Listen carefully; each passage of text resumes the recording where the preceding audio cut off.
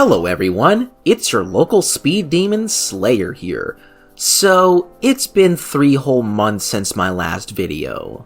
Let's just say that I've lacked the motivation I once had over the past half year or so, due to some real-life issues and a major loss in my family back in June.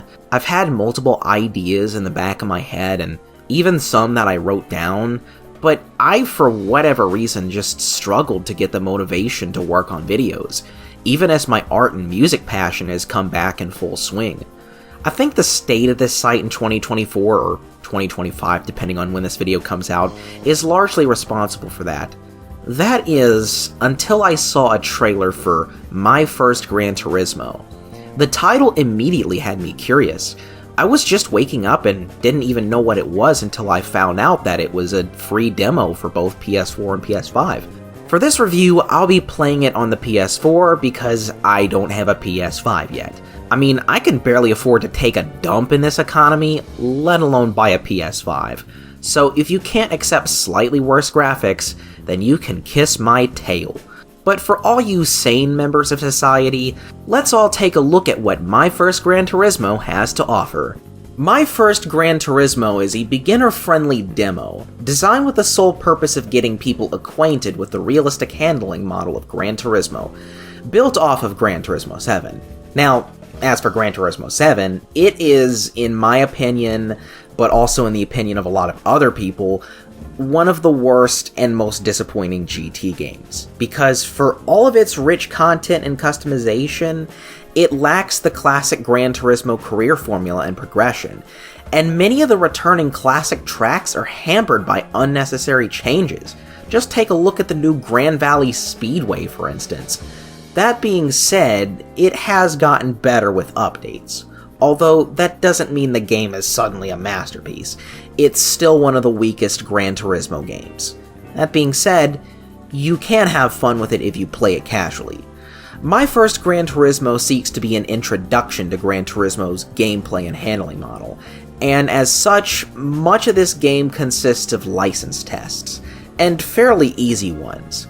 I managed to get at least silver on most, if not all of them, and even a few golds. And also, getting all golds is not required for getting 100% completion on this, so it's very easy to complete.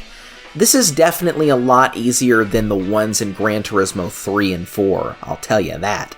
The licenses have to be unlocked in a linear order, which I found weird, but again, I think it was made to make it easier and slowly teach players how a car handles. You'll be taught on the basics, such as cornering, braking, understeer, and oversteer, that kind of stuff. Granted, if you are already familiar with the series and find the license test boring like many do, you won't get much enjoyment out of this game. But I do see this as a good tutorial for newcomers to the series. And yes, I did use some visual assists for this to make getting golds easier, so please do excuse that. Alongside the license tests are a few races, music rally, and time trials. There are 3 tracks and 18 cars. We have the Kyoto Driving Park Short Track, Deep Forest, and Trial Mountain. I appreciate that they stuck with having 2 out of 3 tracks being returning classics, even if I have some mixed opinions on the new Trial Mountain. It's just too long, and the removal of the Yeet chicane should be classified as a crime against humanity. The car lineup, while small, is fairly diverse, ranging from small K cars, a Volvo station wagon, the Mazda Miata, the Dodge Challenger, the obvious JDM Legends, and even classic Lambos and Ferraris. Some of the cars used during license test can't be used outside of them, sadly, such as the '69 Corvette Stingray, nice, and the Suzuki Cappuccino. It would be cool to have these cars added to the roster. You'll unlock new cars by completing the various challenges. The Music Rally returns from GT7 and is just as superfluous as it was in that game. Although racing to Moon Over the Castle was simply euphoric, and the songs included are all good. Time trials are kinda like the super licenses in that you do a full lap on a track in order to get either a bronze, silver, or gold trophy. I kinda wish this was simply part of the licenses, to be honest. It makes no sense why not. As for the races, we have 3, the Sunday Cup, Clubman Cup, and GT Cup. Unfortunately, due to how scripted and slow the AI is in this game, it's easy to beat them even in the slowest cars of whatever class you were using, which is true of GT7 itself. So I just race to relax more than anything else, since balls-to-the-wall battles are simply out of the equation given how easy this game is.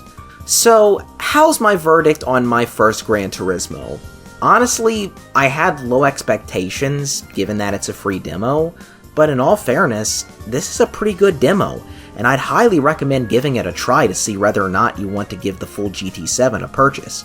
It's got a good amount of content for a demo, and serves as an excellent introduction to how Gran Turismo works. On top of that, beating it to completion will give you rewards that can be used in the full GT7, so it's also worth playing if you already have GT7. I give My First Gran Turismo a silver trophy. Give it a shot if you haven't already. Anyways, this has been my short review on My First Gran Turismo. Hopefully I'll regain my motivation and make a longer review on something bigger, whether it be music related or video game. As always, this is your local Trash Panda Slayer, signing out.